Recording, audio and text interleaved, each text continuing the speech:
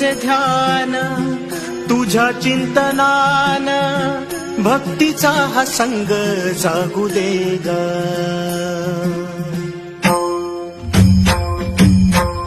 लागो ऐसे ध्यान तुझ्या चिंतनान भक्तीचा हा संग जागू दे ग.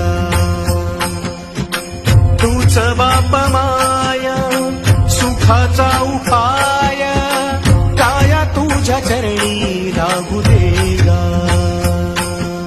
विठ्ठला विठ्ठला